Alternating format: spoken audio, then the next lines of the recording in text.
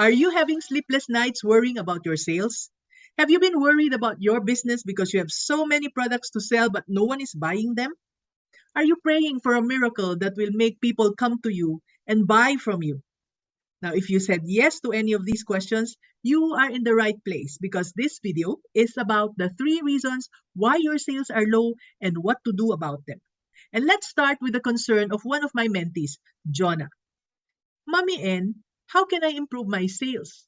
Jonah even showed me a photo of her nice and clean tapsilogan that she put up. Where is it located? I asked. It's a side street, Mommy N. How much foot traffic do you have? I asked. What do you mean, Mommy N?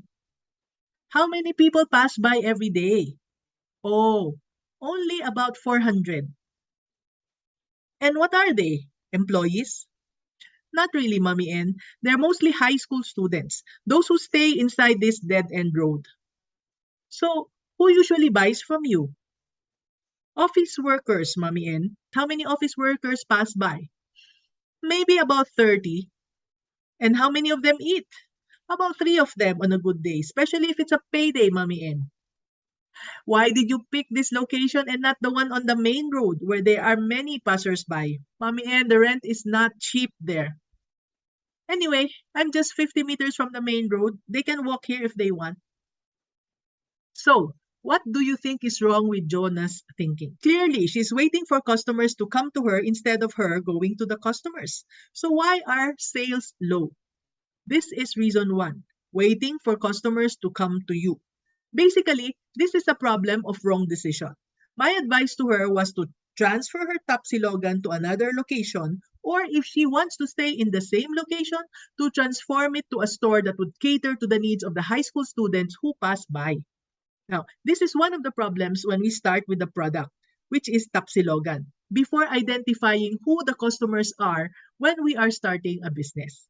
You see, the very basic thing we have included in our tried and tested Start Your Own Business Pinoy roadmap, after identifying your business calling, the next thing is to identify the customers you want to serve first before deciding on the product. We talked about this in one of our episodes, and I also talked about it in our online masterclass, Discover the Best Business for You Challenge. Now, going back to Jonah, I hope you got the first lesson. Now, one of my teachers said that words do not teach. It is for this reason that I use stories in my lessons, because you will not remember my lectures, but you will remember the stories. So here is the next story about my mentee, whose name is Aida. Let's talk about Aida. You see, she started selling her brownies online 2 months ago. She sold them to her friends and relatives, and everybody gave her very good feedback. They posted about Aida's brownies on Facebook and told everyone how it was the best brownie they have ever tasted. The problem is, none of them ordered for the second time. So when she came to me, I asked, have you messaged them to offer your brownies again?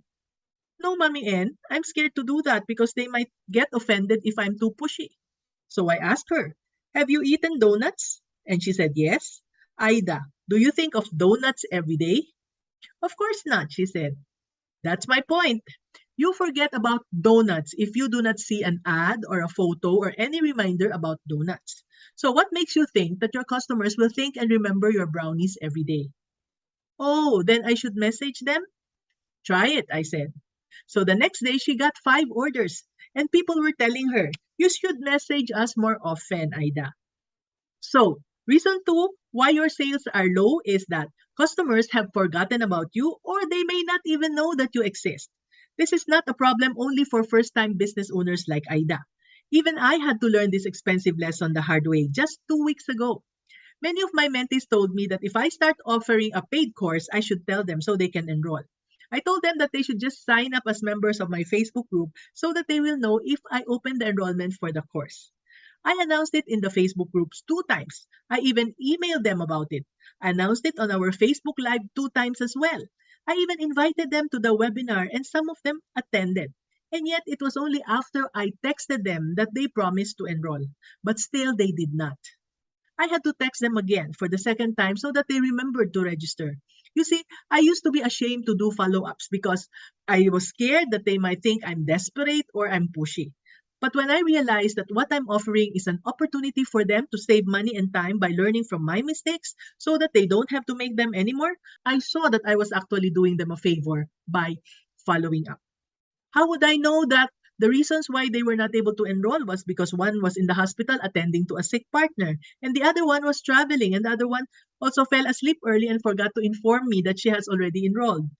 Finally, one said that she is not ready this time, even if she was the one who kept following up from me before. Now, the lesson here is people are too busy thinking of their own life circumstance that they are not thinking of you at all. So remind them. They will thank you for it. All right. Now, our third story is our own experience. For more than 10 years, we used to have only one mall in our city, and in there, we had our biggest store because it was a big city with a population of more than 600,000 people, and it was where people from the nearby islands go and shop. Business has been very good for all of us, the occupants of the mall. And then, seeing the huge opportunity, another mall decided to open in our city. It was at least 5 times bigger than our old mall. So we decided to put up a bigger store there. And we were willing to pay even if the rent was higher.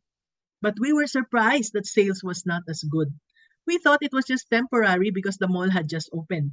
And then we realized that when there was only a small mall, the choices where the people could spend their money were limited. But now with the big mall, people have 10 times as many choices of restaurants, RTW stores, cell phone shops, and other types of places where they can buy from. Not many wanted to buy jewelry anymore. Even the number of jewelry stores in the new mall have also multiplied. So from fellow jewelers to clothing stores to eateries and other things to buy, we saw that our competitors have increased tremendously. So the needs of the customers can shift just like that. It also means that the competitive environment could change so fast. And these two factors can affect our sales if we do not pay attention. So reason number three is that customers' needs are changing and competitors are coming in, and we are unaware of these changes. And so the lesson is for us to always be aware of the competitive environment and the changing needs of our customers. So those are the possible three reasons why your sales are low and what to do about them. This is Mommy N, your Mommy Negosyo, saying be business minded. See you in the next video.